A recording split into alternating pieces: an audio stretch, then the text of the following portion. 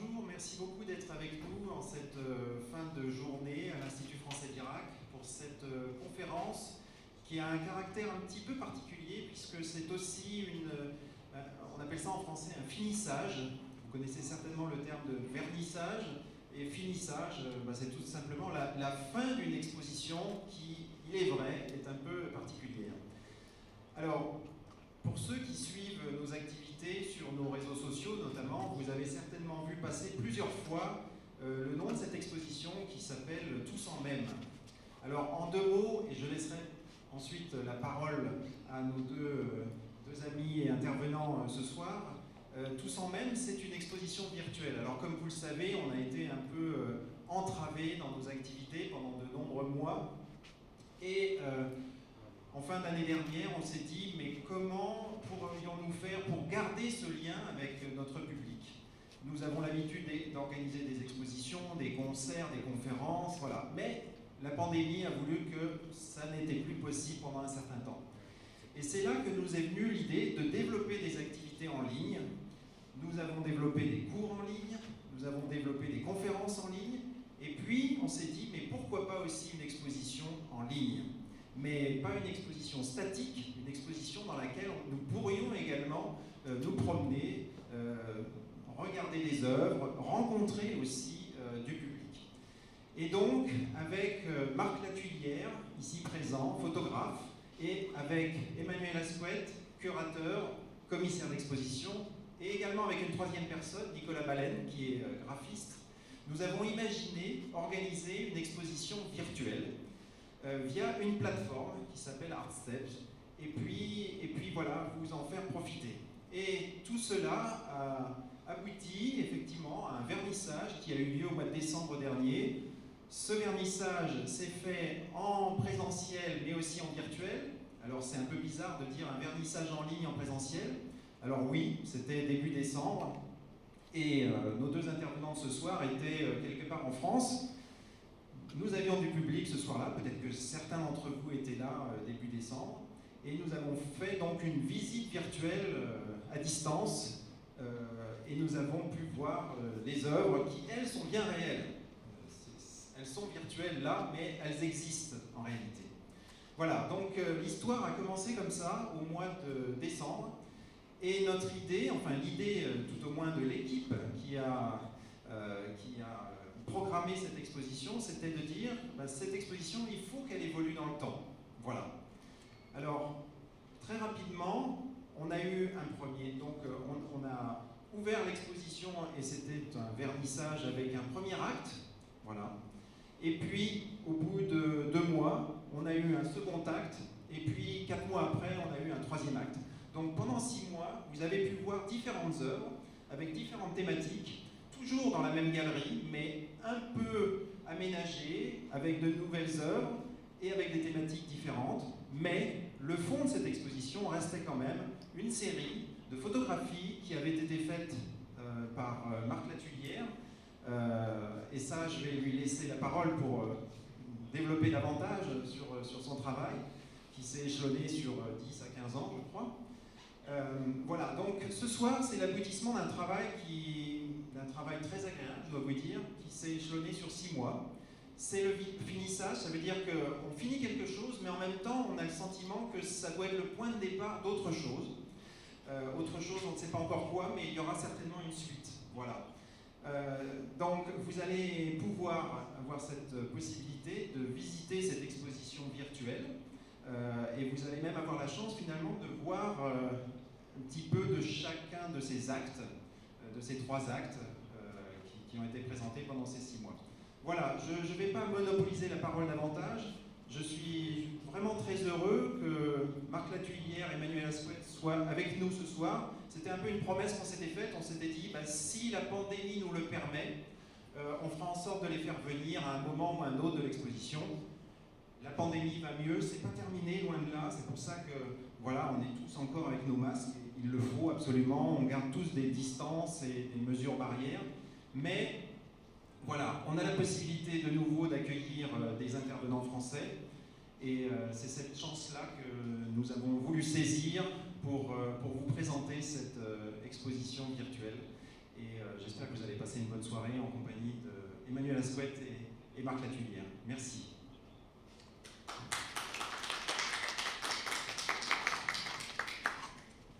On est loin de vous, on peut se permettre un peu... merci beaucoup à toi de cette invitation à l'Institut français, qui est vraiment une expérience absolument exceptionnelle dans notre parcours à tous deux. Et merci à vous d'être ici pour en voir le résultat. C'est effectivement très important et c'est un honneur pour nous de pouvoir être ici à Bagdad, avec les conditions Covid compliquées qu'il y a, mais d'être quand même là, de rencontrer des personnes dans le workshop qui est organisé en parallèle, jusqu'à jeudi donc, et de vous rencontrer le public. Et j'espère qu'on aura des échanges après en termes de questions, parce que c'est une question très, très importante. On est curieux de cet Irak qu'on voit de loin, et pour nous c'est une occasion d'échange. On nous mots de votre travail, mais vous avez sûrement des choses à nous dire, quoi. Emmanuel, peut-être que tu pourrais dire... Ah, alors, ok. Oui, tu dis deux mots, tu te présentes peut-être, et puis après je... bonjour, je m'appelle donc... Ton micro est peut-être pas allumé. Si? Bien. Allô? Ouais. Non.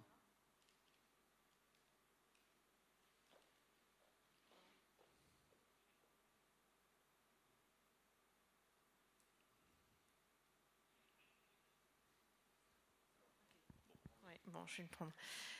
Oui, donc je tiens également à remercier Jean-Florent et toute l'équipe de l'Institut qui nous accueille dans des conditions vraiment exceptionnelles, et c'est une chance d'être ici, je le redis. Alors, que dire, ça a été en effet une invitation. Marc m'a sollicité pour ce projet pendant le confinement. Je travaille dans le secteur de la culture, comme lui, et c'est vrai qu'en décembre, il était bien à l'arrêt. Donc moi, tous mes projets d'exposition s'étaient arrêtés. Les expositions étaient suspendues, reportées, les projets annulés ou possible de venir quand l'activité reprendrait. Donc c'est vrai que c'était un petit peu angoissant. Et Marc m'a proposé ce projet en ligne. Je n'avais jamais fait ça. Et l'aventure a été passionnante, et surtout ça m'a permis de rester créative pendant cette période, d'aller voir plus loin, de réfléchir peut-être à l'après aussi, à comment réinventer des projets, et travailler surtout avec l'étranger et des pays, des publics qui ne soient pas forcément à portée de main. Je pense qu'il y a des belles choses à inventer. Voilà. Oui, non, tout à fait. Donc pour raconter un petit peu la genèse du projet, donc Jean-Florent Filtz est à l'origine de l'invitation, et c'est pas par hasard. il y a deux raisons à ça. C'est que cette série de portraits de Français qui portent un masque, qu'on va voir plus loin, il a posé pour elle. Voilà, vous avez eu Jean-Florent Filtz en vrai, vous avez lui masqué en 2009 ou en 2010, je suis pas sûr, au moment où tu donc dirigeais le Haut-Königsbourg, qui est un grand château en Alsace. Et moi, j'arpentais la France pour proposer à des personnes de porter un masque. Et je m'intéressais en particulier au patrimoine, aux monuments. Et j'ai contacté cette grande institution. Et tu m'as merveilleusement...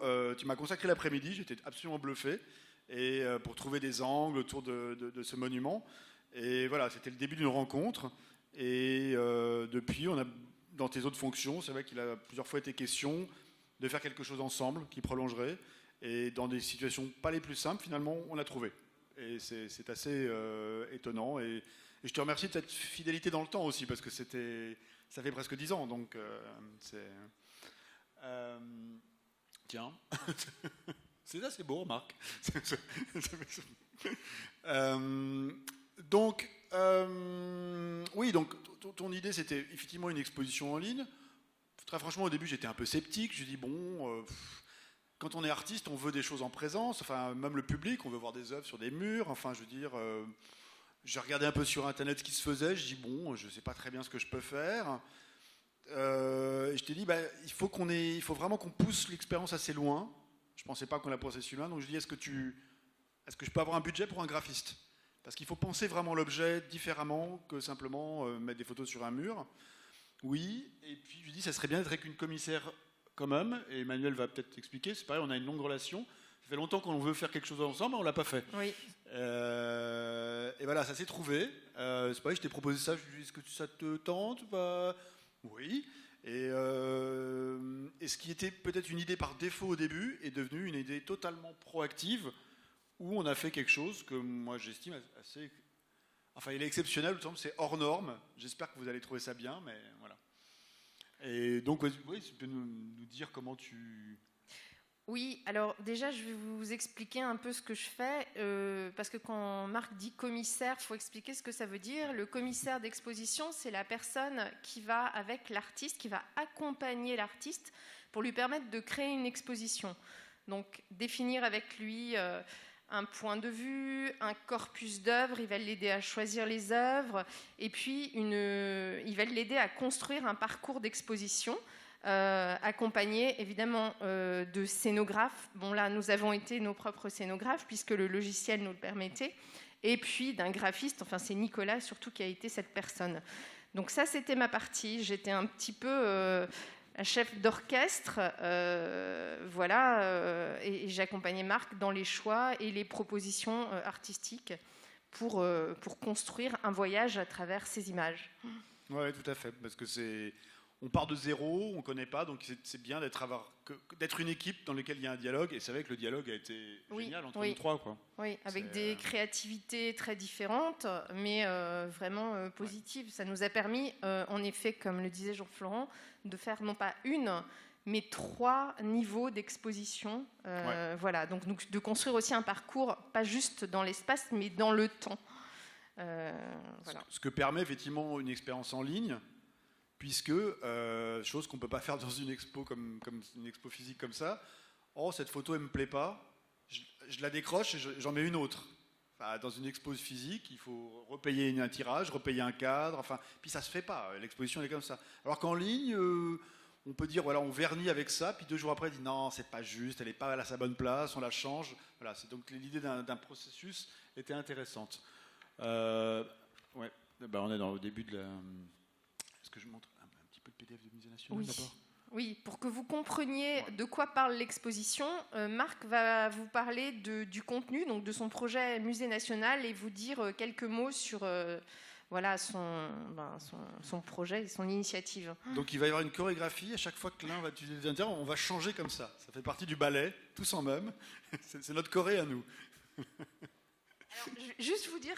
Tous sans même, en fait, ça peut vous paraître bizarre comme titre. Bon, le même, on le sait. Tu veux dire ce que c'est que le même? Moi, je l'explique assez mal. Oui, je pensais l'expliquer un petit peu après, mais pourquoi pas. Mais je t'ai expliqué le titre. On le fera après. On le fera après. Déjà pas national, mais après, effectivement. Alors, attends, comment est-ce qu'on sur ton ordinateur, on va vers le PDF?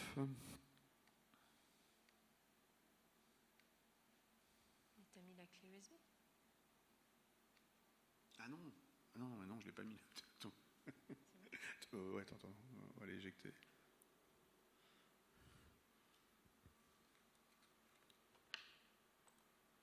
Attends, ça va être... attention, ouais. Bon, pour l'instant, on va virer ça.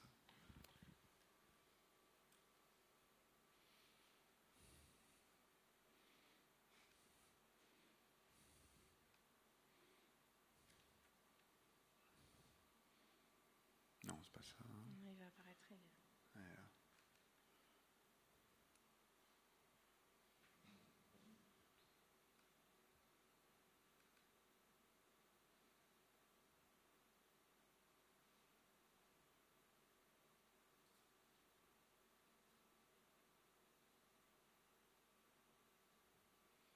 Ok. Attends, je me souviens plus.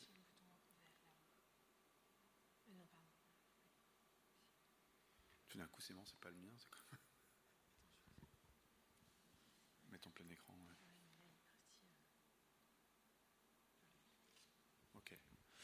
Voilà. Donc c'est une série, effectivement, qui a été... Ça fait plus de 15 ans, j'ai tendance à dire 15 ans, mais ça va peut-être faire 20 ans. Cela dit, ça fait 1 ou 2 ans que j'ai plus trop fait de portraits, mais que j'ai commencé en 2004. Comment on fait? Il rame, en fait.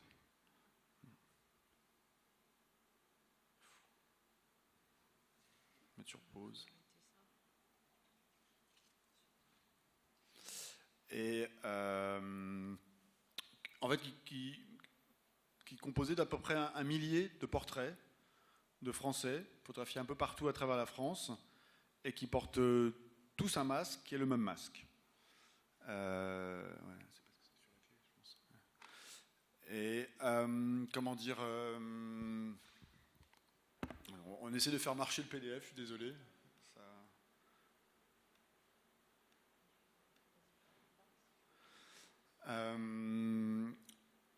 Oui, la raison pour laquelle je mets un masque, c'est qu'en fait, aux personnes, c'est quand j'avais vécu à l'étranger, en Asie, et ça veut pas. Ou alors on va sur mon site, sans ça, mais peut-être.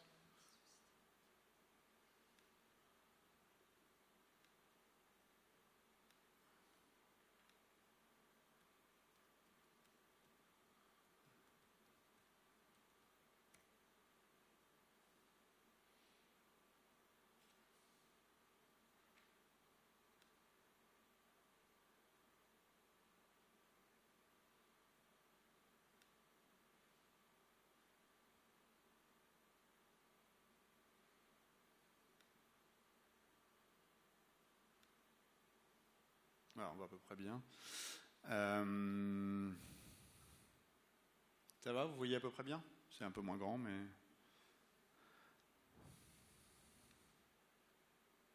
Ok, ouais, c'est bien comme ça. Merci. Non? Bon.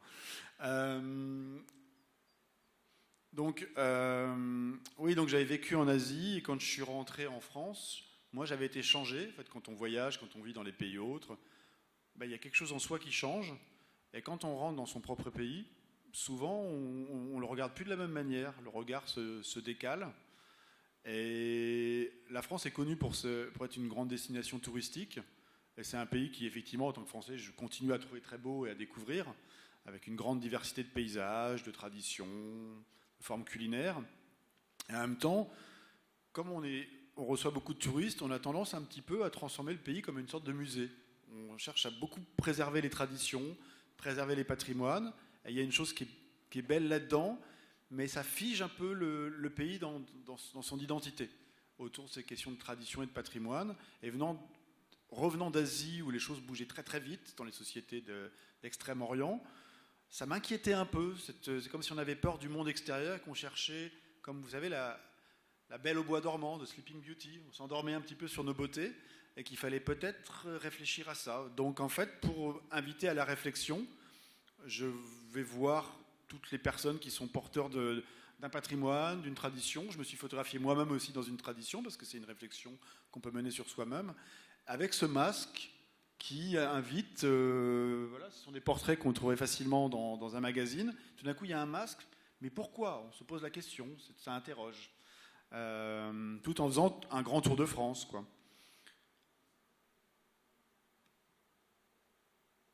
Et le titre, à la fois, enfin, le titre est double, c'est-à-dire qu'en fait, par exemple, ça c'est ce qu'on appelle un compagnon du Tour de France. Enfin, c'est comme une corporation de métiers traditionnels en France qui existe depuis le Moyen-Âge. Voilà, donc là c'est un compagnon du Tour de France, il s'appelle Yamin Warti, il est apprenti charpentier, et en même temps il est lui-même, à travers le masque, il est lui-même, mais il est aussi un emblème de toute sa profession, de tous les charpentiers, de tous les compagnons du devoir. Voilà, pour vous montrer rapidement, parce qu'après on va en voir d'autres dans l'exposition. Il y a aussi bien le président des musées nationaux et du Grand Palais à Paris, Chris Dercon, un agent d'un musée, un peintre à la Fondation Monet à Giverny, qui réinterprète l'impressionnisme aujourd'hui. Quelque chose de très, très, très français, manger du saucisson et boire du vin, comme ça. Patron d'une entreprise de bière en Alsace, un boucher, une espèce de... Et on a l'impression que ce sont des icônes, les personnes, que c'est à la fois sont eux-mêmes et voilà. Et par ailleurs, le masque m'intéressait aussi parce que à travers le masque, les personnes, on peut plus s'appuyer sur le visage de la personne. Et généralement, quand on regarde un portrait, on regarde tout de suite les yeux, et là, on n'a plus ça, ça glisse. Du coup, notre regard à nous, quand on regarde les photos, il va porter beaucoup plus d'attention à tous les détails du paysage, de la profession de la personne, qui sont hyper réels, à la fois plus réels, mais presque faux, comme dans une publicité un petit peu.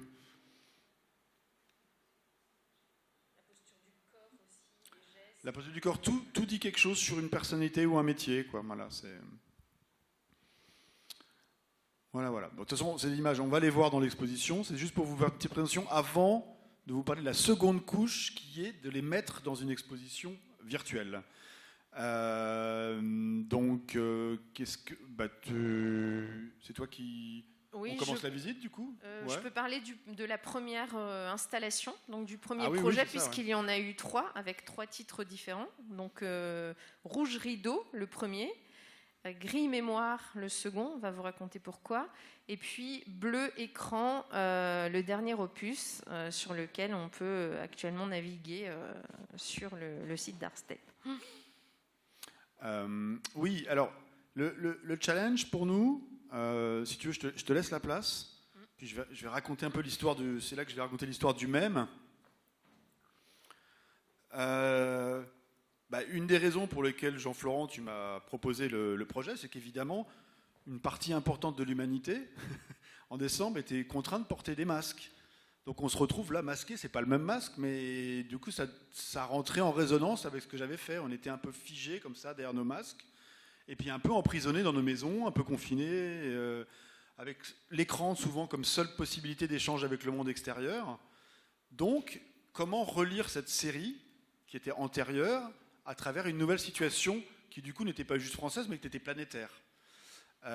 C'était un challenge très intéressant de mettre ça justement en ligne, et donc la réflexion a été intense, ça veut dire avec Nicolas le graphiste, Emmanuel et moi, qu'est-ce qu'on allait faire avec ça, parce qu'une exposition en ligne, elle peut être juste, on peut juste montrer des photos qu'on ouvre et qu'on ferme, comme une galerie simplement, ou on peut créer un environnement en 3 dimensions, c'est ce qu'on a fait, pour des raisons qu'on évoquera ensuite. Mais il y avait cette idée, en fait il s'est trouvé qu'à ce moment-là, un critique d'art français qui s'appelle Léon Mishkin a écrit un long texte sur cette série, super, et où il cherchait différentes explications de ma série. Certaines, j'y avais pas pensé moi-même. C'est toujours agréable quand les gens écrivent sur vous, ah, ça je n'y avais pas pensé. Et il a fait une analyse, il m'a dit, en fait, le masque que j'utilisais dans mes photos, en fait, c'est peut-être comme un mème Internet. Donc, qu'est-ce que c'est donc un mème Internet ? Au début, je ne savais pas très bien ce que c'était. Hein. Il y a 6 mois, c'était une vraie question pour le traduire en arabe, il y a eu des navettes, etc. En fait, le mème Internet, c'est un mot qu'en anglais, on dit mème, mais on ne met pas d'accent. Et c'est un théoricien, philosophe, américain, canadien, je ne sais plus, qui s'appelle Richard Dawkins, et il est... c'est pas précisé, mais je crois qu'il est américain, qui a écrit un livre en 1976 où ce qui l'intéressait, c'est qu'en fait, à travers et dans des écrits ultérieurs, à travers Internet, à travers les technologies numériques, on se reproduisait, mais pas comme quand on se reproduit physiquement. Quand on se reproduit physiquement, ce sont nos gènes qu'on reproduit. Et là, c'est une reproduction, une duplication numérique. Et il a pris le mot français même, qui veut dire same, et il a enlevé un accent, il a fait in English, it's a meme, c'est un meme. Et pour donner sur Internet, classiquement des mèmes, c'est si par exemple, alors l'exemple du chat et des concombres apparemment ne marche pas, mais je ne sais pas si par exemple quand il y a eu les dernières élections aux États-Unis, lors de l'investiture de Joe Biden, il y avait Bernie Sanders qui était dans le public avec des moufles, je ne sais pas si vous vous souvenez, comme ça, et plein de gens ont pris cette image sur Internet et l'ont décliné avec des plaisanteries, beaucoup d'humour, etc. C'est exactement ce qu'on appelle un mème. On prend une chose sur Internet et de manière virale, plein de gens s'en emparent et la transforment. Donc c'était intéressant cette impression de dire en fait, le masque que j'utilise dans mes photos, c'est une sorte de mème Internet. Ok, puisqu'on va les exposer sur Internet, on va tirer le fil de cette interprétation du mème. Donc, et donner, effectivement, moi j'ai commencé à faire des tests sur cette galerie virtuelle, enfin une plateforme qui s'appelle Artsteps, qui vous propose de créer des galeries virtuelles. J'ai commencé à les accrocher comme ça, et j'ai trouvé ça très très bizarre. Moi je connais mes photos, elles me font pas tant d'effets que ça maintenant, mais quand je les ai vues sur des écrans comme ça, je dis wow, c'est étrange, c'est comme dans un jeu vidéo, on voit tout le temps la même tête comme ça, c'est un peu inquiétant. Et c'était la base de départ, et du coup il y avait une sorte aussi de théâtralité qui s'exprimait. Oui. Oui, en fait, on est vraiment parti. Moi, je suis partie de cette idée pour construire la première exposition, c'est-à-dire que la série Musée National, pour moi, c'est une série de multiples portraits, c'est comme un grand jeu de cartes avec lesquels on peut jouer. Mais c'est un jeu de famille, il faut organiser les familles, organiser des thématiques. Et là, comme l'a dit Marc, le contexte était celui-là. Donc, on était dans cette exposition virtuelle, dans une certaine théâtralité. On était dans un moment où, comme je vous l'ai dit, et ça me touchait particulièrement, la culture était arrêtée. Donc, je me dis, il faut mettre ça en scène aussi, parce qu'il y a beaucoup de photos d'artistes, il y a des photos d'artisans, des photos de petits métiers. Donc, comment est-ce qu'on peut rendre hommage, comment est-ce qu'on peut mettre en scène ce moment que nous traversons ? Voilà, il y avait le contexte et puis la théâtralité. On est en effet dans un espace où on a envie c'est une mise en abîme, enfin, donc il y a quelque chose à faire avec le fait de mettre en scène, d'où ce titre, puisque c'est surtout Nicolas et moi-même qui étions bien inspirés de comédie musicale et on a fait beaucoup de brainstorming et c'est vrai que le titre de Minelli, Tous en scène, revenait. Alors, bon, on a fait un jeu de mots avec ça et on l'a intitulé finalement Tous en même. Mais ça correspond à ce premier opus. C'est un film donc, de ce réalisateur américain qui s'appelle Vicente Minelli, qui est une comédie musicale sur le monde d'Hollywood. Oui, qui est lui-même mis en scène. Il y a beaucoup de mise en abîme dans ce film. Factice, avec des faux décors. Comme ça, voilà. Donc on était comme ça dans un monde... remise en scène et réadaptée dans un contexte là, de cinéma. Et voilà, donc l'idée de comment est construite cette première exposition. Alors, architecturalement, on l'a construite, comme vous voyez par ici.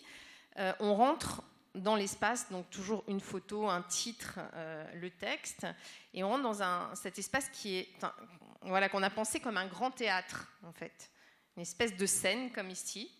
On rentre et là, vous avez cet espace. Voilà, on a fait des grands formats. On rentre, on est public, on rentre sur un théâtre. La scène s'offre à nous.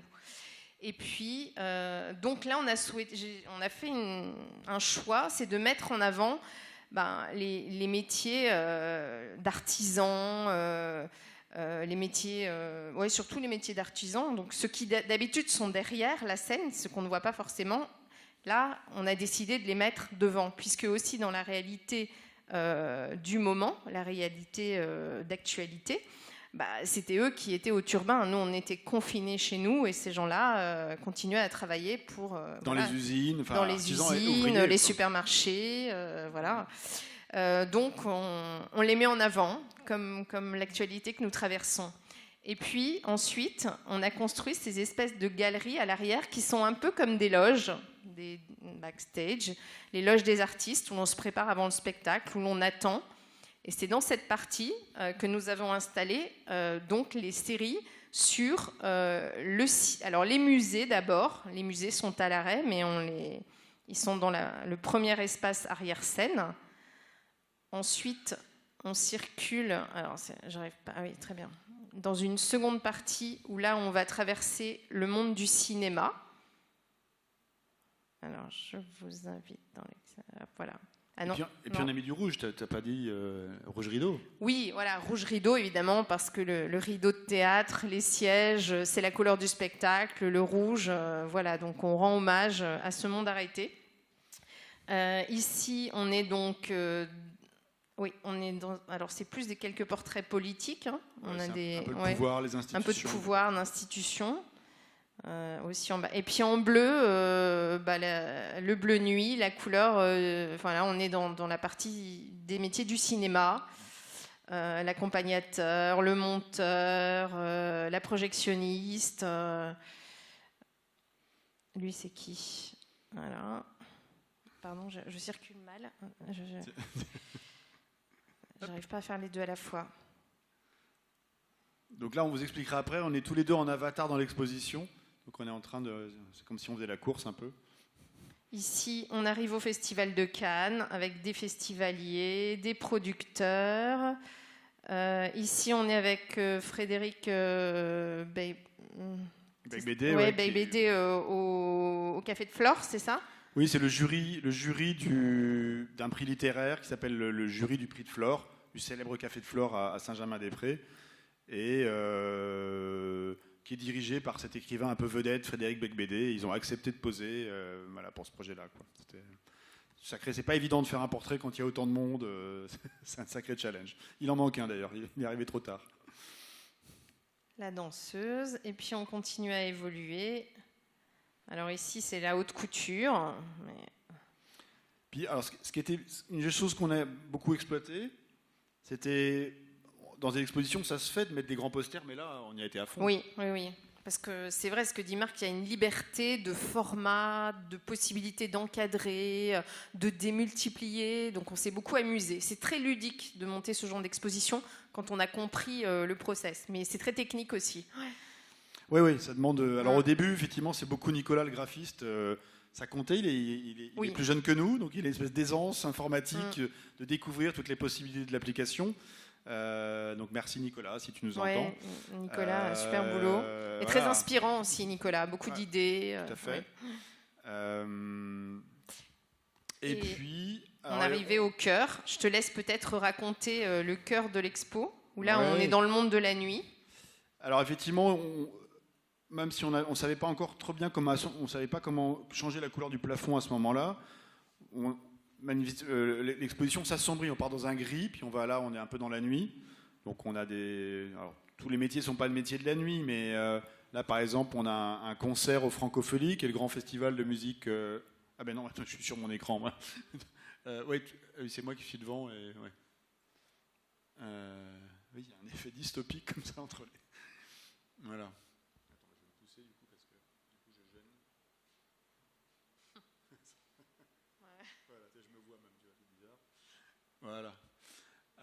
Voilà, une scène de concert qui était une photo très difficile à faire parce que c'était un jeune groupe pour la première fois devant une scène très importante pour leur carrière.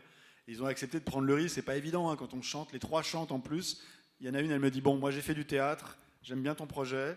À un moment, il y a 2 minutes une minute où je change pas. Je lui avais préparé le masque dans un Tupperware au sol avec du gaffeur pour que ça tienne bien. Et au moment où elle avait un break, hop, elle le prend.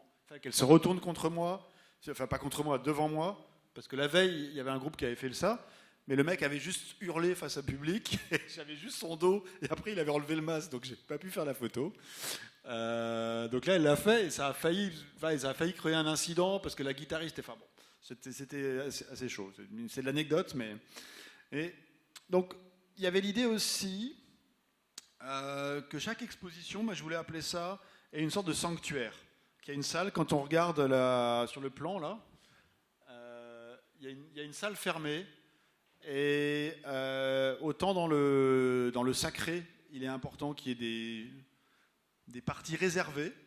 J'ai pensé, il y avait la question irakienne, donc je pensais à la Kaaba, quand même, c'est quelque chose qui m'intéressait, une salle des mystères, et qu'il y aurait une salle qui ne serait jamais ouverte, et où il y avait quelque chose qu'on peut-être découvrirait à la fin, quelque chose d'un petit peu presque mystique. Je ne peux pas plus définir, mais tout en étant loin de la France, j'essaie de quand même d'amener quelque chose de ce que je pouvais connaître des pays du Moyen-Orient un tout petit peu.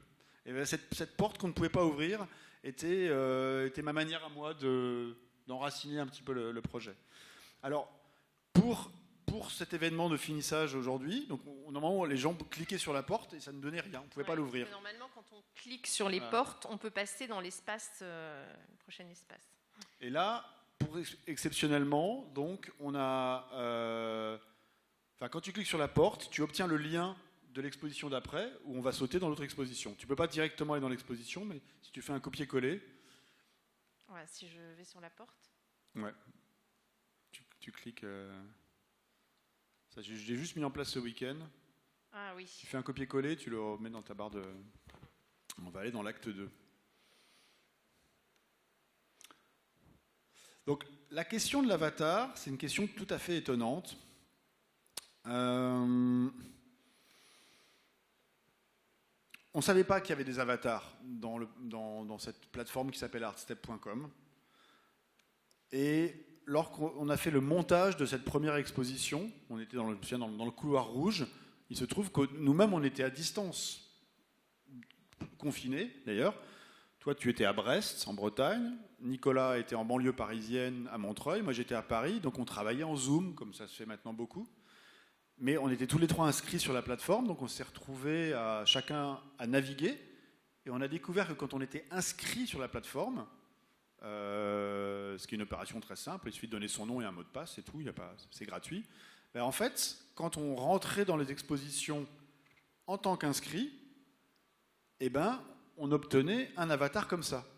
Tout le monde a le même, cette espèce de fantôme que vous avez vu, tout le monde a cette espèce de silhouette, mais quand on est tout seul dans l'exposition, on ne voit pas son propre corps. C'est comme notre visage qu'on ne voit pas. Parfois, en reculant très vite, tu t'aperçois un petit peu, parce que c'est très bizarre. Donc il a fallu qu'on se retrouve tous les trois dans l'exposition, mais qu'est-ce que tu fais là? Qu'on découvre qu'on avait des silhouettes et que c'est avec une sorte de vraie réunion, si je puis dire, qui se passait dans l'espace. Si bien qu'on pouvait marcher, dire regarde cette photo, mais je la verrais plutôt là. Enfin, c'était assez étonnant, quoi. Et on va dire que plus on avançait dans les expositions, plus on a pensé l'exposition pour ces visites en avatar. Au point où, effectivement, celle qu'on va voir maintenant, l'acte 2, on a organisé avec l'Institut français une visite, un vernissage en avatar. Les participants étaient invités à s'inscrire et à rentrer dans l'exposition, ce qui avait l'intérêt aussi qu'il y avait des personnes qui pouvaient être de Russie, de Canada et d'Irak et de France, quoi, dans la même exposition, pouvant dialoguer ensemble. Ce qui était assez surprenant, quoi.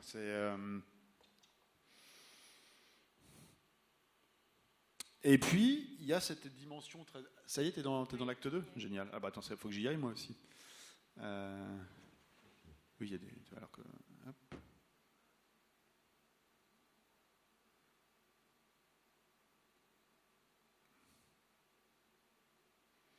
Et puis évidemment, c'est la différence avec une exposition physique normale, c'est pas mal de visiter une exposition physique normale quand on est tout seul. On peut avoir du temps pour regarder les œuvres. Quand on est dans un musée seul, on peut se concentrer, c'est pas mal. Ben, une exposition virtuelle, en fait, quand on regarde une œuvre, même si on est tout seul, c'est comme si on était plusieurs à la regarder. C'est difficile à expliquer, mais on regarde toujours un peu à travers le regard des autres, même quand on est seul.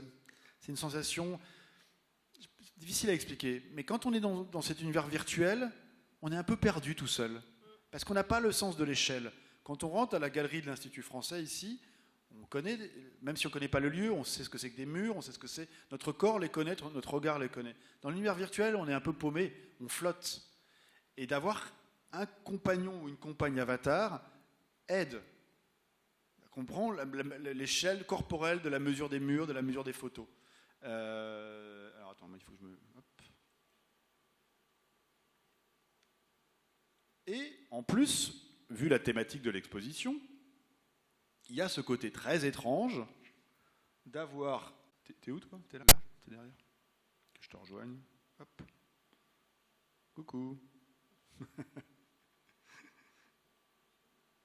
Alors, le début du vernissage de cet acte était génial. On a été, je sais pas, une quinzaine, il y en avait tout le monde. C'était un peu... Et ouais, il y a ce côté, comment dire, très étrange de regarder un être, parce que ces avatars, c'est des mêmes aussi, ils se ressemblent tous, quoi. C'est cette espèce d'être numérique qui est une part de nous, on ne sait pas trop ce que c'est, une espèce de fantôme de nous, en train de regarder des êtres masqués d'une France traditionnelle.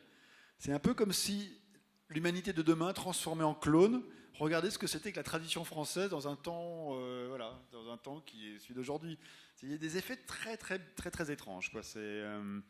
Et c'est pour ça que j'ai beaucoup invité, beaucoup organisé des visites en avatar, même si c'est pas toujours évident, parce que les gens ils ont des réticences, c'est de la technologie, ils savent pas trop, etc. Mais en fait, quand ils le font vraiment, c'est vraiment une expérience très, très... qui vaut la peine, quoi.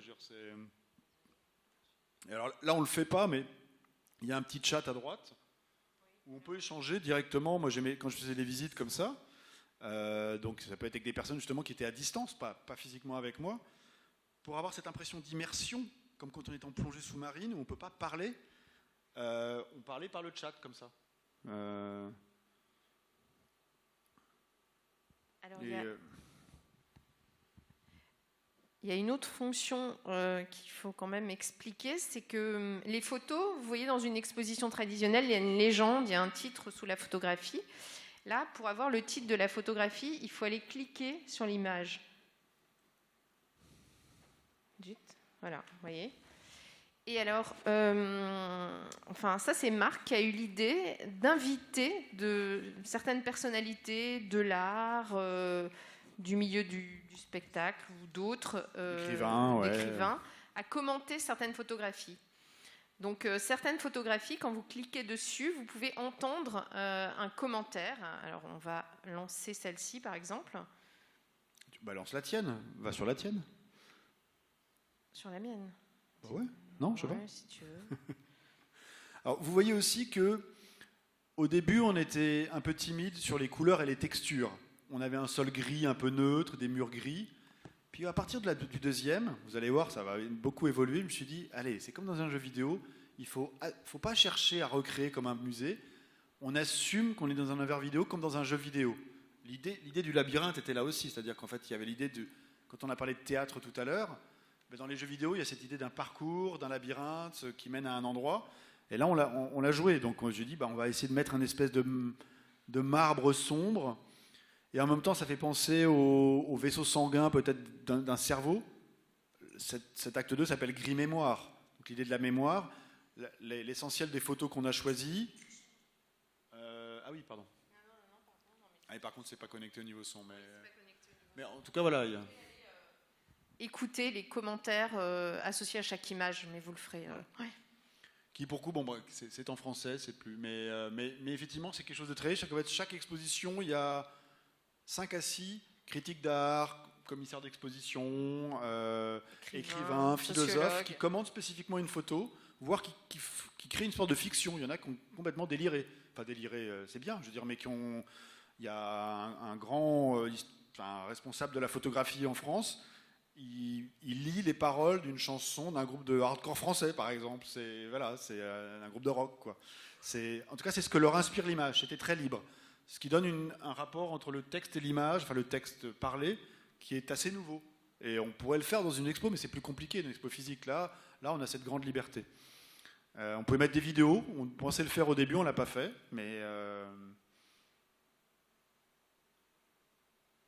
alors peut-être dire pourquoi Gris-Mémoire, puisqu'on a évoqué le Rouge Rideau, expliquer le contexte, puisqu'il y avait une idée phare pour chaque commissariat, on va dire.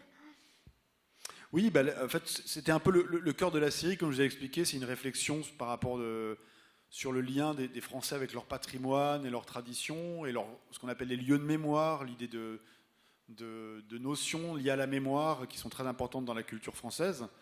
Donc, autant la première, Rouge Rideau, le monde du spectacle et de la culture, je ne l'ai pas beaucoup photographié. Là, on avait vraiment beaucoup de photos. L'editing, Emmanuel, était très compliqué, parce qu'en fait... on ne sait pas combien de photos on va mettre, on ne veut pas en mettre trop. Enfin, c'était une chose pas évidente. Et ça, c'est l'exposition où il y a le plus de photos, des 3. Et donc là, on retrouve, c'est pareil, on essaye de garder un peu la même structure. Ça ressemble à la première, mais c'est un peu différent. Donc on a l'espèce de théâtre, mais en plus petit. On a le grand couloir. Et après, hop, ça change complètement. Le parcours change.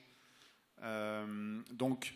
Sur la mémoire, au début, on a les musées, les archivistes, les gens qui travaillent à la conservation du patrimoine.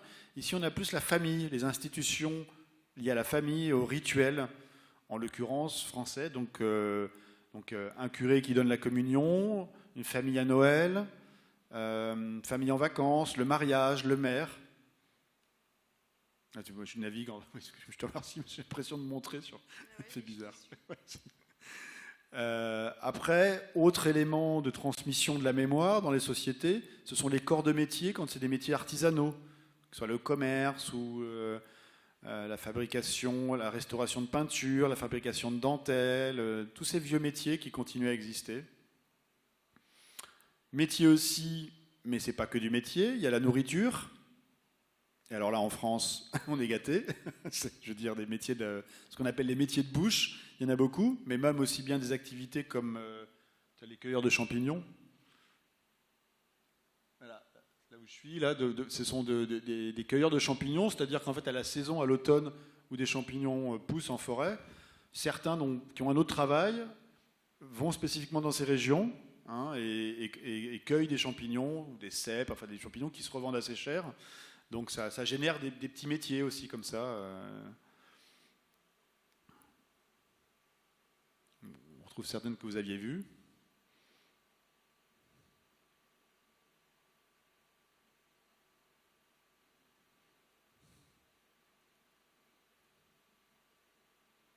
Voilà, un boulanger qui est mon voisin. Enfin, il a été remplacé maintenant, mais...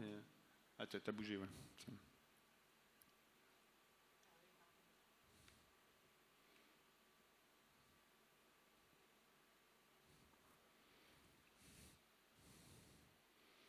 Si on nous parlait de la Mecque tout à l'heure, ben voilà, c'est un boulanger qui est Hajj. Comme vous, c'est ça? Voilà, ce qui est marrant, c'est qu'en fait,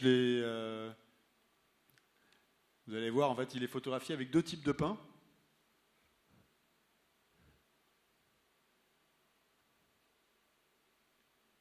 Et il tient une baguette, la fameuse baguette française et parisienne, et à côté, il a un pain rond qui est souvent associé. Il y a beaucoup de boulangers d'origine algérienne maintenant en France, et ils font beaucoup de pains ronds, qui sont... Ouais, des pains semoules, etc. Donc en fait, il y a les 2 dimensions. Et le cadre de la boulangerie, c'est une vieille boulangerie parisienne avec des décors un peu 18e siècle. Et en même temps, voilà, il y a des différentes couches culturelles qui m'intéressaient. Et après, le jardin. On peut sortir dehors. Oui, on passe beaucoup mieux les portes depuis. Pardon. Un peu de mal là. Avant, on galérait pour les portes, ils ont réglé ça.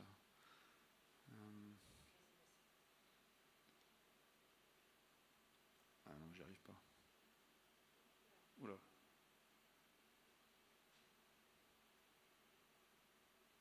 Ça y est. Alors, il y avait aussi, vous avez vu au début de l'exposition, peut-être, il y avait une grande photo avec un masque, avec des gens aux enfers. Je ne l'ai pas expliqué.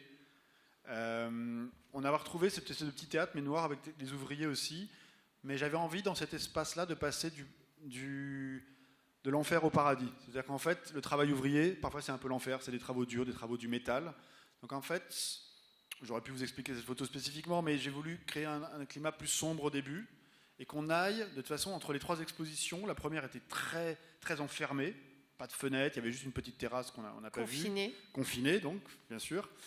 Et là, on a un début d'ouverture. Et on a créé un jardin.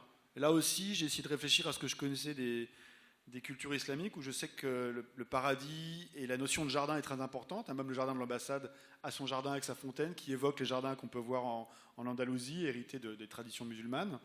Donc je dis, bon, on va quand même faire un jardin, mais comme vous allez voir, c'est un jardin qui est quand même un peu enclos. Il n'est pas encore complètement ouvert, parce qu'on va beaucoup plus ouvrir les choses dans le 3e acte. Et là, on a fait une sélection d'images.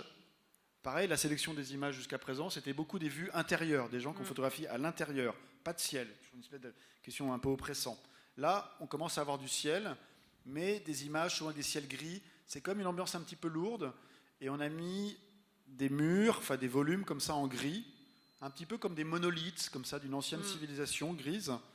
On a, au début, quand on a mis de l'herbe comme ça, on dit ah non, c'est trop, c'est moche, enfin, c'est pas sérieux, on ferait jamais ça dans une exposition normale, on n'imaginerait pas. Elle a dit si, on y va, c'est un jardin, on met de l'herbe, c'est de l'herbe digitale, mais on la met quand même. Donc on a des images, voilà, par exemple de dolmens en Bretagne, donc c'est des mégalithes, des traces archéologiques d'anciennes civilisations pré-chrétiennes. Il y en a un autre, là, c'est un ancien dolmen dans la famille d'agriculteurs, pose au milieu d'un ancien dolmen. Et il n'y a pas beaucoup il y a peu de grande ouverture vers la mer. La mer est là. En fait, il faut savoir que quand on construit une exposition sur cette plateforme qui s'appelle ArtStep, enfin, il y a 2 options. Soit on prend des modules qui existent déjà. Ils vous proposent des galeries toutes faites. Il suffit d'accrocher. Voilà. Mais nous, évidemment, on a voulu tout créer depuis le début, les couleurs, tout ça. Mais au début, on a un grand plateau de 100 par 100 par 100, à peu près 1000 mètres carrés. Ciel bleu, ça on ne peut pas le changer, et la mer, voilà. Et c'était très étrange, et en fait ça fait penser aux civilisations méditerranéennes. Oui. Moi je pensais à la Crète, beaucoup au palais crétois, qui étaient des grandes terrasses comme ça. À l'Iliade et l'Odyssée, tout ça. Et au palais au Minotaure, je ne sais pas si vous connaissez, donc le Minotaure, il y a un labyrinthe, et il y a cette espèce de dieu terrible, taureau, dans la tradition de Crète, comme ça au milieu. Donc ça m'avait inspiré aussi. Donc là, de toute façon, on a forcément du ciel bleu, mais en même temps, il y a cette idée que c'est une fausse respiration. Enfin, comme certains qui ont visité disent, c'est un jardin, mais qui est un peu oppressant, quoi. Je veux dire, c'est une fausse libération. On peut pas aller se baigner, on peut pas s'échapper, quoi. Voilà, ça c'était effectivement, on a mis l'extrait du critique, Léon Mishkin. ce qu'on n'avait pas fait dans le premier. On a dit pour le deuxième, il faut que ce soit traduit en arabe. Je vais vous expliquer son interprétation par rapport au même, quoi. L'idée du même.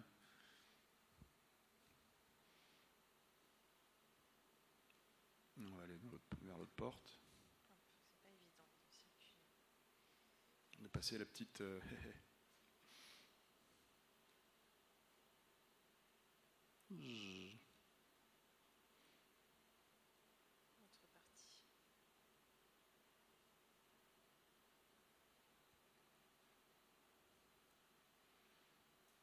Alors là, on est toujours en extérieur, toujours avec cette idée de ciel un peu bas, un peu gris qui pèse comme un couvercle, comme nous dirait Baudelaire. Et là, il y a beaucoup de photos de Marc qui me faisaient penser et qui nous ont fait penser au monde de l'enfance et un peu du conte. Et on a essayé de construire une petite série comme ça qui nous amènerait avec le chevalier, cet enfant, très, très belle image. Cet enfant avec son... Qu'est-ce qu'il a Pigeon. Avec son pigeon. On est un peu chez Andersen, comme ça, dans des choses très... Ça se fait l'élevage de pigeons en Irak? Élever des pigeons, ça se fait? Pour manger ou pour le voyageur, ça fait? Ouais. Oui. Ah oui, sur les toits, ouais. Et puis, c'est un brochet, c'est ça? C'est un brochet, ouais. Voilà, l'homme au brochet. Toujours avec ces ciels qui s'éclairent, mais qui restent cependant très gris. Et puis, la fameuse porte. Oui, parce qu'évidemment, comme on a cette espèce d'énorme ciel bleu, en haut, si on met des photos à ciel bleu, c'est un peu trop, quoi. Ce qu'on va faire dans l'acte 3. Mais du coup, on a quasiment toutes les grandes photos de paysages avec du ciel bleu, on les a gardées pour... là où on va maintenant. Voilà. Mais l'idée, c'est vraiment de créer à chaque fois des petites histoires dans cette grande histoire, de vous amener dans des petits univers qui ont tous leur tonalité, leur couleur, et vous laisser imaginer ce que vous souhaitez. Mais nous, on se raconte notre histoire, mais évidemment, ça reste ouvert. Et ça correspond évidemment aussi à une réalité que Marc a photographiée sur des corps de métier, des choses comme ça. Mais c'est aussi bien plus que ça. Pour moi, ça ouvre un autre imaginaire qui est aussi très intéressant, je trouve. Et cette partie-là, pas cette partie-là, mais l'autre où on était tout à l'heure, du jardin, entre les 3 expositions, c'est là où on a passé le plus de temps. Ça se voit pas, mais on a passé, 2-3 heures sur un coin du jardin. On changeait les photos, parce qu'en fait, il y avait un peu trop de vert, parce qu'on mettait que des photos avec des ciels gris, avec des herbes vertes, ça faisait un peu trop. Oui, il y a une étude de la colorimétrie aussi, d'essayer d'équilibrer tout ça, parce qu'évidemment, c'est pas une vraie exposition, enfin, c'est pas une exposition, donc on doit faire attention aux couleurs, peut-être bien plus que dans un vrai espace. Enfin. Couleurs, il y avait aussi, il y avait beaucoup de photos qui étaient faites en Bretagne, près de chez toi. Ouais. Donc on les avait tous mis dans le coin, on dit, là on fait vraiment tout, c'est comme si avec une seule région d'un pays, dans un même endroit, on dit non, il faut équilibrer. Une réalité géographique, voilà. Alors, allons dans l'acte 3. Avant de visiter la dernière exposition, est-ce qu'on déjà peut-être une ou deux questions, peut-être si vous voulez. Donc, on peut voir ici la mer. La mer, oui, mais on peut pas y aller. On la regarde. Pardon. Pardon. Parfois, on peut voir la mer hors l'exposition, et quelque part dans l'exposition, il n'y a pas de plafond. Ouais. Directement, il y a le ciel. Absolument. Et parfois, on voit le gazon sur la terre. Oui, tout à fait. Vous allez voir là, c'est qu'en fait, je préfère vous montrer parce que c'est une surprise, sauf ceux qui ont pu aller voir, mais on a découvert qu'on pouvait faire des choses avec le ciel. On ne pouvait pas changer sa couleur, sa météo, son heure, comme ma filleule, quand elle a visité l'exposition, a dit très justement, en fait, la lumière est la même partout. Quand on est dehors, dans le jardin, vous allez voir là sur la grande terrasse qu'on a créée, quand on est dehors, le soleil il crée une ombre dans un sens ou un autre, il bouge. Là, ça ne bouge pas.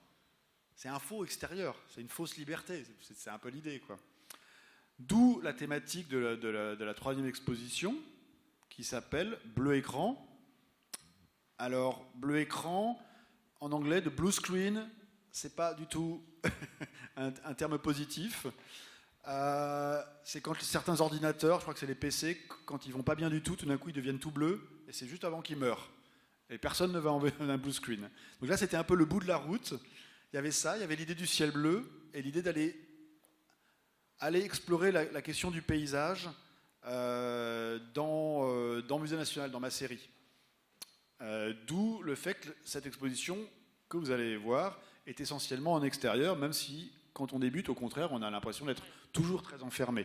Mais c'est un piège visuel, c'est qu'on a l'impression d'être dans le même environnement que la 2. D'ailleurs... Voyez-vous le piège visuel? En fait, là, bon, je ne sais pas si on peut... On ne voit pas très bien. Peut-être on peut... parce que là, il y a des subtilités. Vraiment baisser la lumière. Ok. Ouais, génial, super. On est beaucoup mieux là. Donc... Ouais, recule un peu. Là, c'est vraiment une mise en abîme. Vous voyez, on a l'impression que l'espace, qu'on peut continuer à avancer sur ce couloir, mais en fait, si on s'avance, c'est un trompe-l'œil. C'est-à-dire que c'est une capture d'écran d'une autre exposition qu'on a transposée à l'endroit parfait pour vous donner une illusion d'optique et vous faire penser que vous pouvez aller plus loin, gagner en perspective, mais en fait c'est un plat, c'est une photo d'espace. Tu peux pas y aller, tu te tapes le nez dessus. Donc il y a des pièges dans cette exposition. Et il y a, vas-y, recule. Ouais. C'est peut-être mieux que je prenne la main sur celle-là, parce qu'elle est pleine de pièges. Et...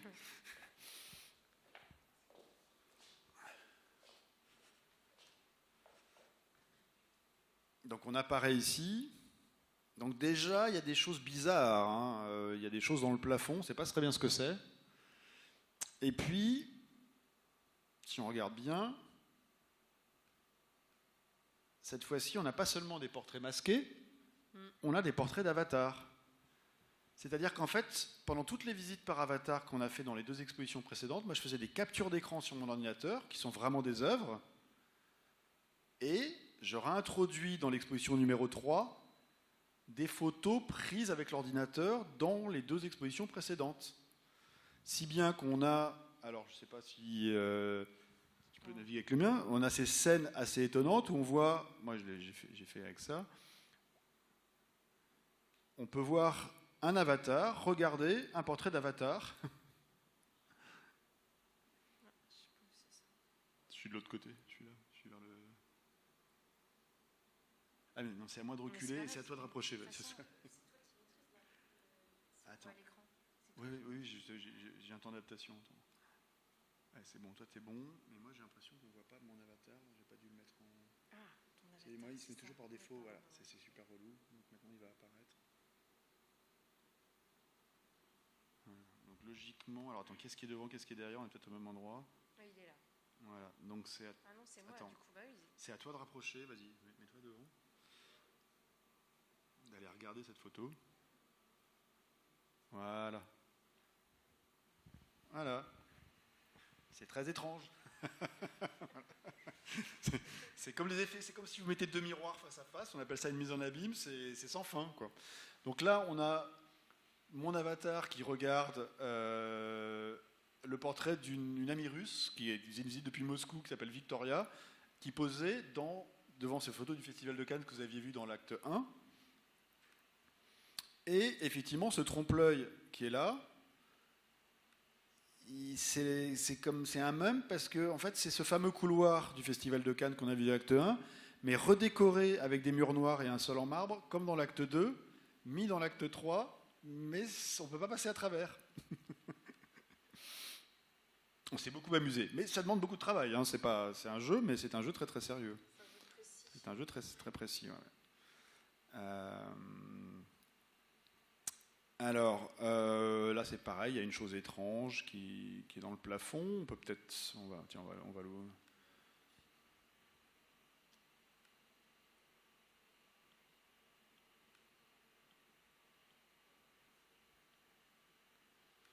C'est là qu'on s'aperçoit qu'en fait ce qui est planté dans la photo, il y a une photo qui est plantée dans le plafond, dont on voit seulement un bout émerger. Donc si on clique dessus, on l'ouvre.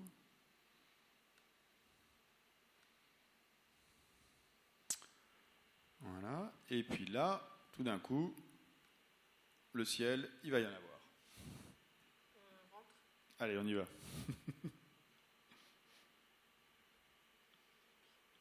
Tout d'un coup, c'est un environnement totalement différent. On a donné beaucoup plus de place à l'extérieur. À mesure que les évolutions évoluent, l'intérieur se rétrécit et l'extérieur prend tout le plateau. Ah ouais, on voit sur le plan, effectivement.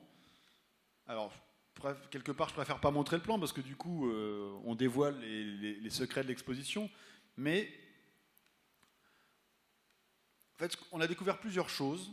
En fait, moi, je m'étais créé une exposition qui n'était pas ouverte au public.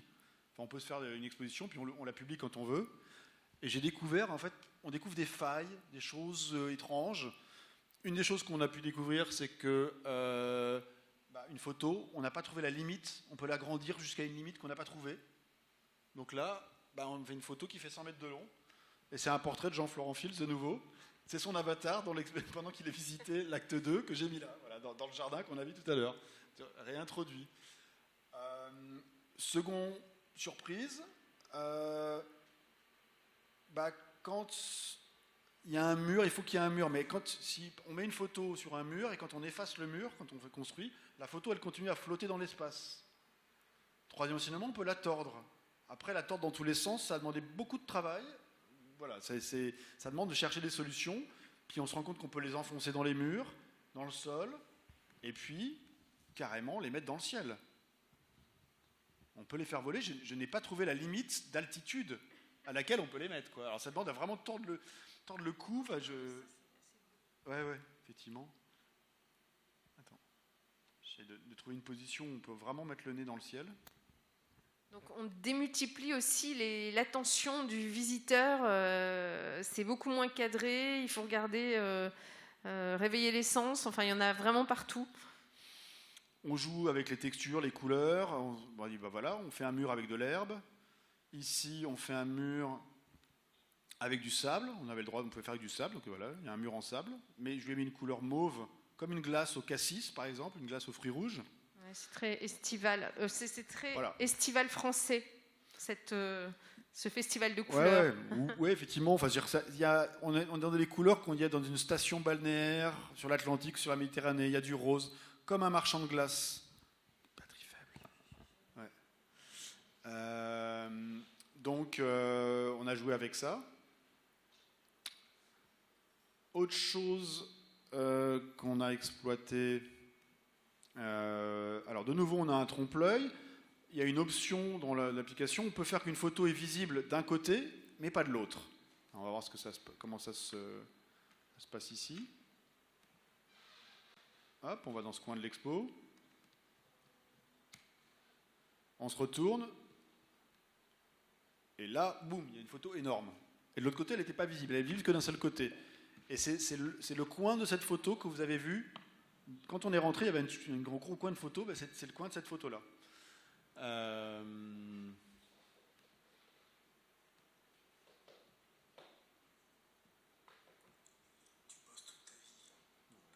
c'est les paroles de la chanson de rock.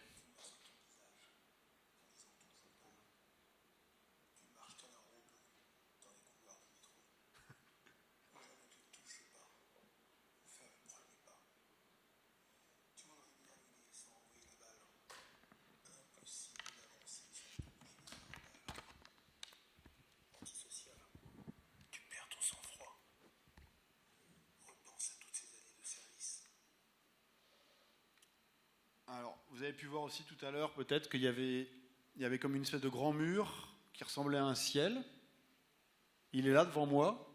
Donc si j'essaie de le traverser, je ne peux pas. Poum. Je bute. Et je comprends pas pourquoi. Parce qu'en fait, c'est comme ce qu'on appelle une glace sans teint. Là, il est apparu. Alors, lors du vernissage, on s'est beaucoup amusé. Tu crois que tu peux arriver à te mettre dedans ? Si tu passes de l'autre côté, tu sais, à refaire le truc. Difficile.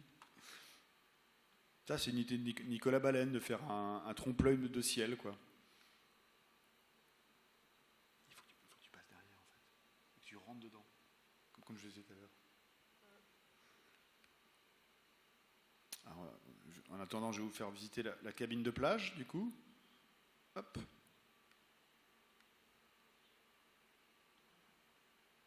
Et on a mis, il fallait la trouver, c'est une cinéaste française qui est maintenant décédée, qui est très connue, c'était la cinéaste française de la Nouvelle Vague, Agnès Varda, que j'ai photographiée sur une plage qui est très emblématique sur elle. Elle a fait un film qui s'appelle Les plages d'Agnès, elle a raconté sa vie à travers les plages qu'elle a comptées dans sa vie. Ici, c'est une plage sur une île qui s'appelle Noirmoutier.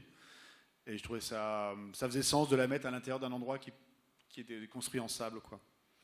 Et en plus, comme c'est la seule célébrité de l'exposition, de la mettre dans un endroit où elle n'est pas en évidence nécessairement. Voilà, mais effectivement, il faut le trouver, il faut y aller dans cet endroit-là. Donc, c'est beaucoup de... Tu t'es mis dedans? Ouais, je te vois pas. T'arrives pas, il faut que tu fonces dedans.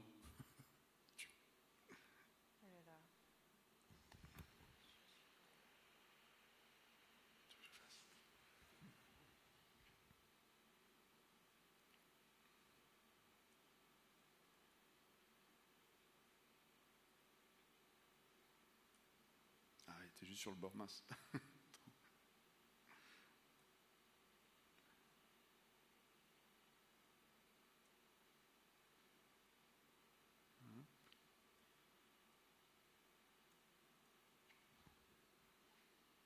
Voilà, ça y est. Ça, c'est... Oh putain, super. Voilà, pendant le vernissage, c'est Nicolas qui a trouvé ça, c'est qu'en fait, quand on essayait de traverser ce trompe-l'œil de ciel, en fait, on se retrouvait comme incrusté dedans. C'est qu'en fait, il y a une image dans l'image, ça devient des choses complètement... Voilà. Donc il y avait un grand jeu pendant le... T'étais encore là, Jean-Florent? Je sais plus. Enfin, à un moment, tout le monde essayait de courir et de se taper dans le mur pour faire des photos. Parce que du coup, je faisais des captures d'écran de tout ça. C'est comme si on était capturé, pris dans l'image même. C'est... Ah, tiens. Ah, t'as reculé peut-être. Non, bon. Ok. Et alors, le dernier élément de l'exposition, toutes les personnes qui avaient prêté leur voix, là, il y en a aussi. Il y en a un que j'aimerais bien vous faire entendre. Ouais. D'autant plus c'est un ami, un philosophe de l'image libanais, Fares Chalabi, qui commente. Et il a fait une intervention assez artistique, en fait, sur cette photo du vigneron que vous aviez déjà vue. Ah oui, mais vous n'allez pas entendre, ouais. Bon. Ah oui. Je pense qu'on ne peut plus vraiment lire ces photos comme une critique des clichés. En fait, une telle lecture prétendrait que les rôles sociaux fonctionneraient en... Tu sais où il est le micro sur ton ordi?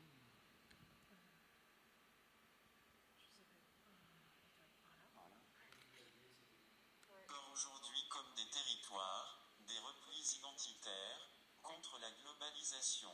Or ce n'est tout simplement pas ce que raconte par exemple ce vigneron. Loin de se replier sur soi pour lutter contre la globalisation, le vigneron théâtralise son rôle pour attirer la clientèle internationale du showbiz et donc justement à profiter de cette globalisation. On peut dire que le rôle social a changé de rôle. Aujourd'hui on sait bien que jouer son rôle social ou culturel peut rapporter de l'argent. Le masque par suite ne serait pas là pour briser le cliché, ni pour montrer que tous les Français se ressemblent, et... Je ne sais pas si vous avez perçu, mais en fait, il a fait, lui, un effet de dédoublement, c'est-à-dire qu'il a enregistré sa propre voix. Pardon. Ouais, il a enregistré sa propre voix, mais il l'a fait redire par un synthétiseur vocal sur son ordinateur. Et il a mis les deux couches comme ça. Donc ça fait comme une voix de robot. C'est lui, à la fois un robot, qui commande ses photos de double. Donc on est toujours dans cet univers des avatars. Et pour rassembler toutes les voix, il y a eu des 2 expositions précédentes, des 2 actes.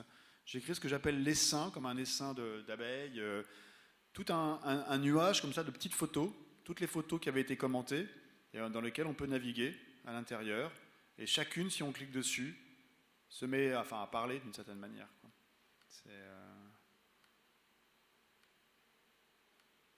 Ah bah ça, on avait le jury du prix littéraire, peut-être que...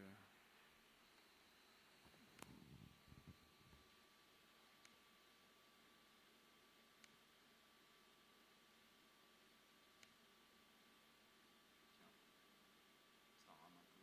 Bon, de toute façon, on va peut-être prendre quelques questions, surtout, hein, parce que Oui, on nous a voilà. fait quand même beaucoup voyager.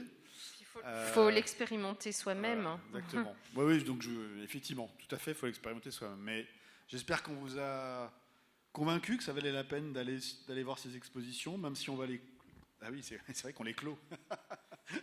C'est la fin de la journée. C'est le même du vernissage, en fait. Bon, je ne dis plus rien. Ouais, never ending Voilà. exhibition. Alors, on va peut-être la laisser ouverte 1 ou 2 jours, quand même, jusqu'à la fin du workshop. Ouais, oui, on va dire que oui, dans les peut-être. 2 jours qui suivent, vous avez un délai pour aller dans ces expositions et les visiter. Voilà. Est-ce que vous avez des questions, envie de dire des choses?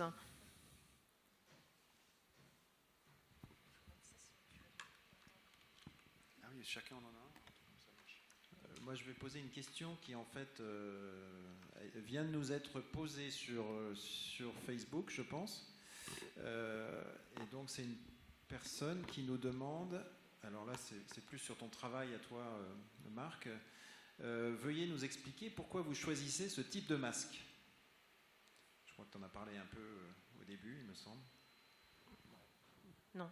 Alors, là, j'ai parlé français, tu peux répondre. Tu devrais comprendre.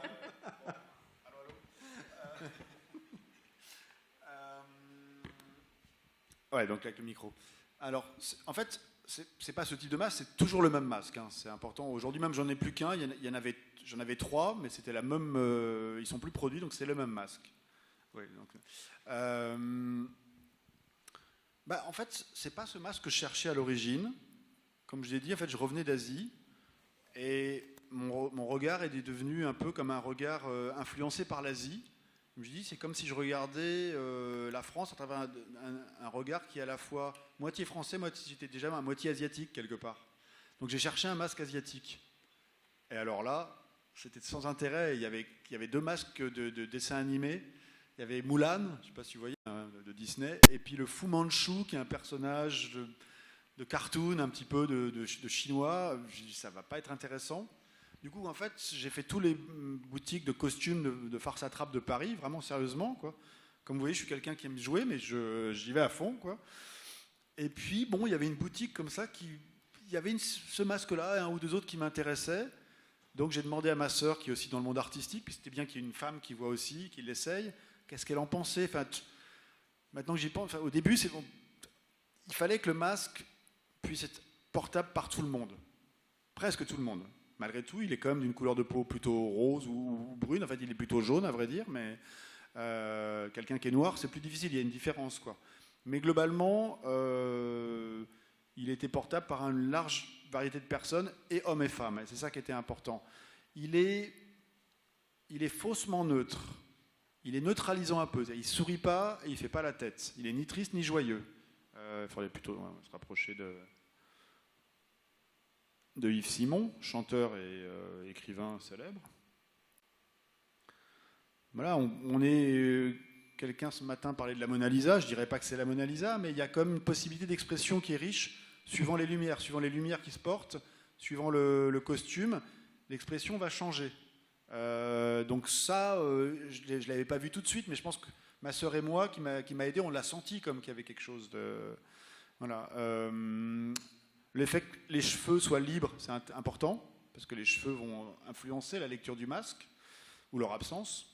La barbe, c'est plus compliqué. La moustache, évidemment, elle est éliminée, malheureusement, ça je ne peux pas. Et la barbe, elle sort souvent en dessous. Voilà, donc ça c'était ce qui m'intéressait.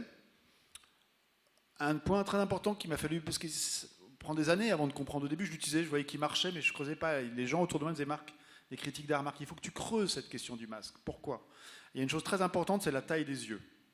Et les yeux sont surdimensionnés. Personne n'a des yeux grands comme ça. Hein. Et souvent, sur les masques mortuaires, on pense aux sarcophages égyptiens, ou même les portraits de Fayoum en Égypte aussi, ou les masques mortuaires de la Grèce antique. On leur met des très grands yeux. Les yeux des morts sont plus grands que les yeux des vivants. Je ne sais pas pourquoi, mais ils nous regardent depuis l'au-delà. Et ça, c'est une dimension importante. Et du coup, au début, je faisais poser les gens un petit peu de côté, comme ça. Et après, je les faisais poser de manière extrêmement frontale, vraiment devant.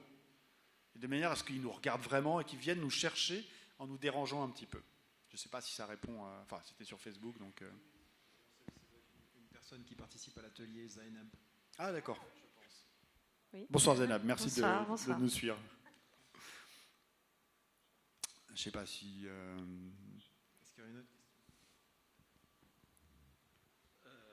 Tout ce que je peux dire, c'est un effort colossal. Merci de le voir. Ça veut dire combien si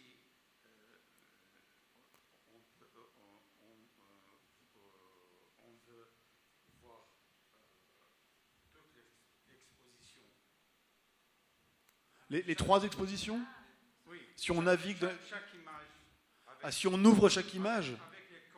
Avec les commentaires. Il y a combien d'images je commentées? dirais- Il y en a une dizaine? Non, je dirais que ça fait... Je dirais... Si vous voulez vraiment ouvrir toutes les images... 1 heure? 1h30? Pour les 3? Oui. Ah, tu dis... Moi, je pense plus. Hein. Pas plus. Moi, j'ai fait une visite. Dans les visites guidées comme ça, j'ai fait une visite avec quelqu'un qui est un passionné d'art, ancien diplomate, et il est lent. Il se concentrait vraiment. Et on a visité Bleu Écran, la 3e. Ça a pris 1h30. Alors, on échangeait, on dialoguait. Si on y va seul, on dialogue pas. On est juste. Moi, je pense que si on se concentre vraiment, la première est plus rapide. Si on écoute tous les commentaires. Si on c'est écoute aussi tous les ça, commentaires, moi je dirais 2h30. Donc on ne le fait pas d'un seul coup. Quoi. Parce que vous êtes passé très rapidement. Bah oui, il est déjà... oui, c'est ça. Ouais. Bah, On voulait voilà. vous montrer les structures de l'exposition et le principe, mais on n'a pas le temps, hélas, de s'arrêter sur toutes les photographies. Mais Après, les photographies, il y en a beaucoup sur mon site, la série Musée National. Il y a un nouveau site qui est fait aussi par Nico Baleine, le même graphiste. Donc, vous tapez Marc Latulière, vous allez tomber sur mon site. Vous ouvrez, la version anglaise a été mise en ligne il y a moins d'une semaine. Vous aurez déjà une trentaine, une quarantaine d'images. Mais effectivement, quand on fait un gros travail comme ça sur des années, on ne peut pas avoir toute l'archive. Jamais on a accès à toute la série. Même si au début, j'ai fait une installation, ouais, elle ne va pas être dessus, mais bon, j'ai fait des installations avec des petites photos. C'est vrai que je ne l'ai pas montré ce matin, mais comme des cartes postales, et j'en ai mis 360 sur un mur que j'ai collé comme ça.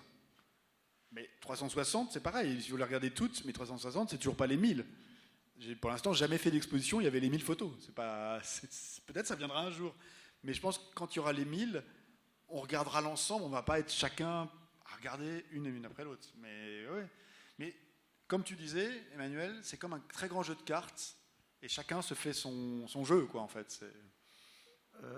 Pardon, nous voulons copier le link. On les enverra. Comment je fais? C'est peut-être demain. Les 3, ouais. Même sur WhatsApp. Ouais. Oui. Non, mais on fera ça. De toute façon, on transférera les 3 minutes de manière à ce qu'effectivement, dans les 2 derniers jours d'ouverture, d'après le finissage, vous puissiez effectivement y accéder, bien sûr. Ouais. Mais ouais, ça me paraît important. Ça dépend. Vous voyez, généralement, quand je fais la visite de la 3e, même si, oui, ce que tu voulais dire, c'est d'utiliser des photos non jamais tirées, des inédites. Tu voulais parler de ça. On peut sortir des images que je n'avais jamais sorties avant. Oui, parce qu'on avait fait une présélection pour se limiter un petit peu, voilà, pour chaque. Mais c'est vrai que parfois on ne trouvait pas ce qu'on voulait, donc on est allé refouiller dans les archives de Marc et notamment des images qu'il n'avait même pas sorties pour son livre. Qu'il n'avait jamais exposé. Ouais, qu'il avait jamais, auquel il s'était pas vraiment intéressé en fait. J'avais jamais post-produit, c'est-à-dire qu'en fait, quand on fait 1000 portraits, il n'y en a pas 1000 bons portraits, et certaines, ou alors il y a des effets de double. Vous avez peut-être vu dans le jardin, dans l'expo numéro 2, il y avait un berger avec ses moutons. Donc combien de photos là-dedans? Sur celle-là, je me souviens plus. J'ai failli les compter. Ouais, il doit y en avoir celle-là, il y a peut-être 40. Il y a à peu près. La première, on a mis 25 ou 30. Oui. La deuxième, on était entre 40 et 50. Celle-là, on doit être à peu près une quarantaine. Il y a une centaine de photos en tout entre les 3. Voilà, ça, c'est ma photo la plus connue de berger avec des brebis, quoi. Dans l'exposition précédente, vous avez aussi une photo de berger avec des brebis dans la même région. Et le livre contient combien de photos? Le livre est 159. C'est vraiment une synthèse courte, et en plus le livre a été publié en 2014. Depuis, j'ai fait une centaine de portraits de plus. Donc, Parce qu'il faut dire, c'est que c'est un travail que tu continues à mener si des opportunités se présentent, c'est ça? Ouais. C'est une option. En fait, si... Donc, monsieur, pour ceux, fait partie du workshop qui a commencé aujourd'hui. Donc on avait déjà parlé de ce travail. Et je leur ai montré aux participants du workshop d'autres travaux que je fais. Si je me laisse complètement absorber par ce travail, j'aurais plus le temps de faire d'autres choses. Et il faut que je me renouvelle. Je ne peux pas devenir un musée moi-même. J'ai pas envie.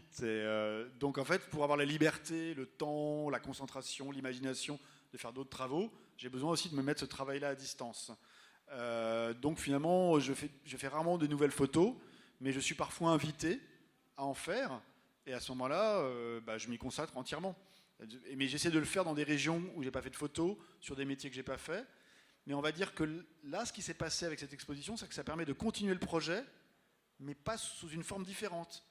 Et le fait de faire, j'ai des dizaines, des centaines de captures d'écran. Pour moi, je les considère comme des œuvres. Les portraits d'avatar que je fais dans l'exposition où on voit les portraits masqués derrière, ce sont des œuvres. C'est-à-dire que le corpus d'œuvres de Musée National permet à l'intérieur de recréer des œuvres. Wouh. Marc Latuyère, l'artiste sans Merci. Merci. Moi, j'avais une petite question. Alors, je me suis vraiment pris au jeu à chaque fois qu'il y avait les vernissages. Donc, je me suis promené dans l'exposition et au bout d'un moment, j'avais l'impression d'être dans cette galerie et de voir les œuvres grandeur nature. Après, il y a quelque chose qui m'a presque, on va dire, gêné, je le dis, parce que je l'ai ressenti. C'est quand on est dans un musée, quand on est dans une galerie, il y a une ambiance, il y a du son, ne serait-ce qu'entendre des gens qui marchent ou qui parlent, qui sont dans un coin de la pièce, qui se déplacent et tout ça. Et je me suis dit, c'est presque trop calme pour moi. Est-ce qu'il manque pas quelque chose? Alors, je ne sais pas quoi. Et j'en viens à vous poser la question. Est-ce que vous n'avez pas un moment imaginé rajouter, par exemple, à quelques endroits de la musique? On pourrait peut-être réfléchir à cette nouvelle perspective dans un 4e accrochage, mais c'est vrai que là, on a été pris par beaucoup de choses à découvrir, à monter, et cette donnée-là n'est pas apparue, en tout cas pas comme une nécessité, parce qu'on s'est aussi intéressé aux enregistrements de voix, qui nous semblait, c'est notre rapport en son, pour l'instant, il est là. Je trouve ça bien parce que ça donne une autre dimension, oui, tout justement. À fait. C'est vrai que ça ouvre, et puis on rentre intimement en lien avec l'image. C'est comme là, on est plus comme dans un vrai musée où il y a quelque chose de plus, pas religieux, mais en tout cas, on peut plus se concentrer. Mais c'est vrai que non, il n'y a pas d'ambiance. C'est une option. J'avais pensé à rajouter du vent, un son de vent dans la dernière. Alors, en même temps, les nuages ne bougent pas, ça aurait été intéressant. Ouais. Mais il faudrait faire avec cet aspect jeu vidéo, comme on dit, c'est-à-dire l'idée c'est pas d'ambiancer. Il faut pas juste une musique d'ambiance comme une musique d'ascenseur. Donc ça soit opportun, il faut que ça vienne peut-être seulement à un certain moment, que ça soit pas en permanence, parce qu'il faut pas que ça devienne, ça soit prépondérant sur l'image en elle-même, sur les photographies, c'est évident. Je me suis posé la question, est-ce que c'est possible? Est-ce que c'est possible. Cette option existe, oui. En fait, ça a été envisagé. Ça a été envisagé dans un cadre bien précis. Il y a deux choses. Il y a deux réponses. Enfin, la première chose, c'est qu'on se sente mal à l'aise était une chose que je trouvais bien à partir d'un certain moment. Moi aussi. On n'est pas en train de dire que faire une exposition virtuelle, c'est génial pour l'humanité de demain. Et c'est pas comme faire une exposition en présentiel, comme on dit aujourd'hui. C'est très moche, mais... Que les gens se sentent un peu étouffés dans nos jardins, dans nos terrasses, ça fait partie de la chose. De la même manière que les photos, cette belle France avec ses moutons, si on la masque, c'est un peu angoissant. Là, on a un magnifique mer, et en même temps, c'est un peu inquiétant. On est un peu comme dans la série Le Prisonnier, on est un peu prisonnier de cet univers du web.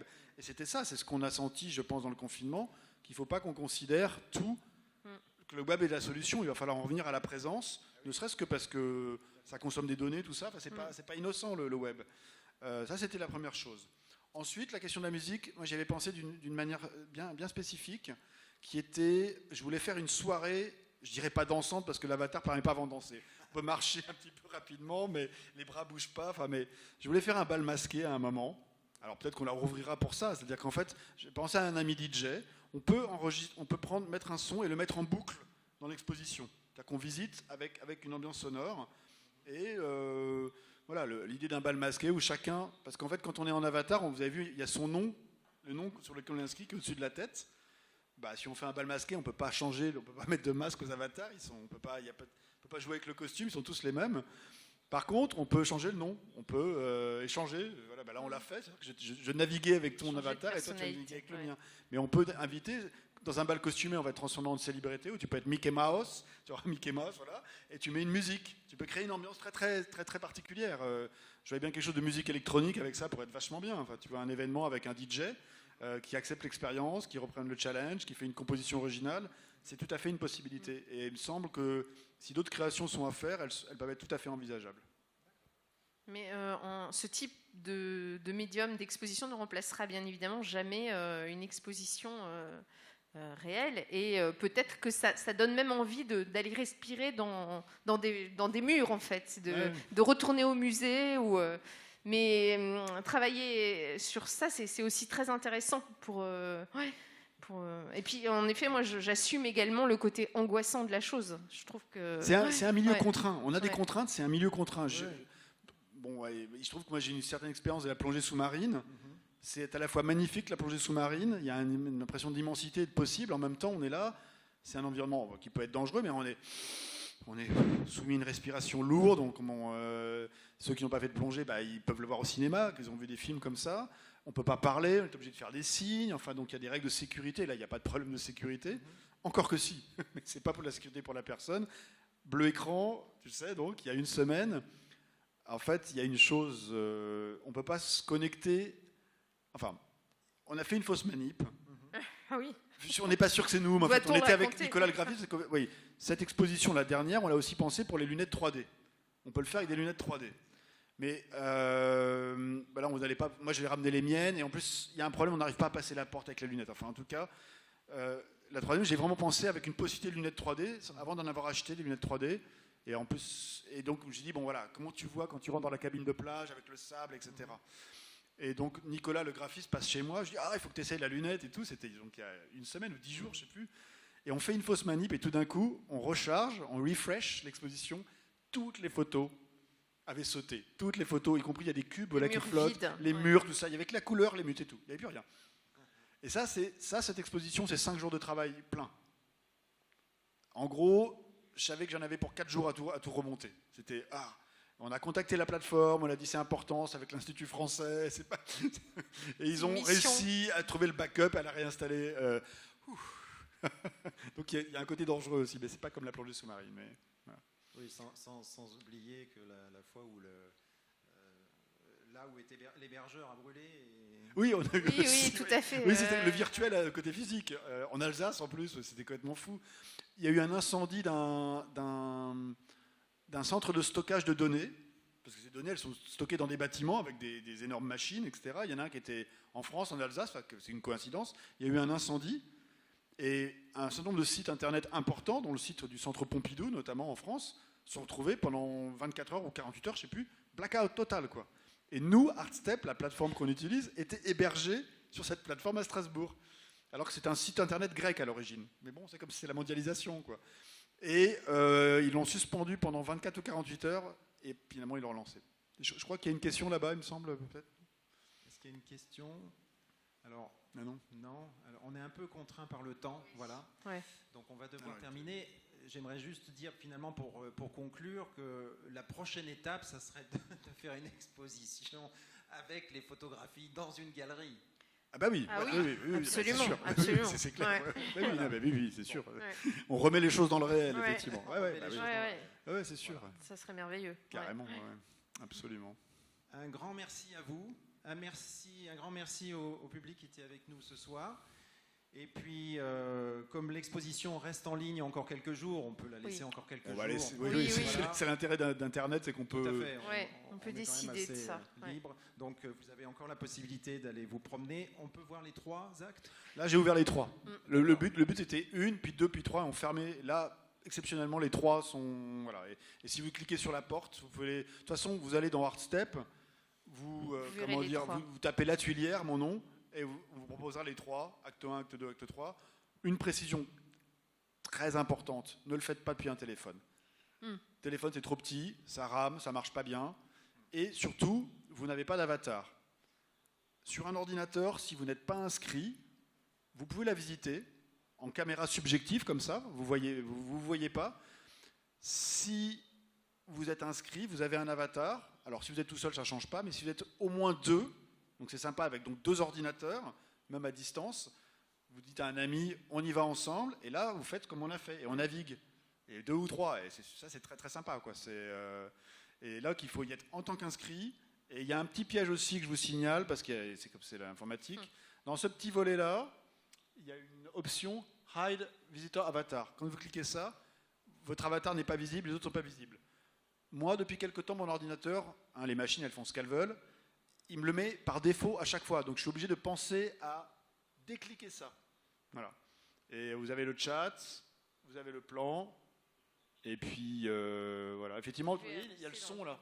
Effectivement, on peut mettre du son, tu vois. Là, il est mute parce qu'on n'a pas fait, quoi. Mais oui, on peut créer des ambiances. Ouais. et je vous conseille fortement de naviguer avec les flèches du clavier au début. Le trackpad, c'est vrai que c'est beaucoup plus pratique. On se tape la tête contre le mur, on n'arrive pas.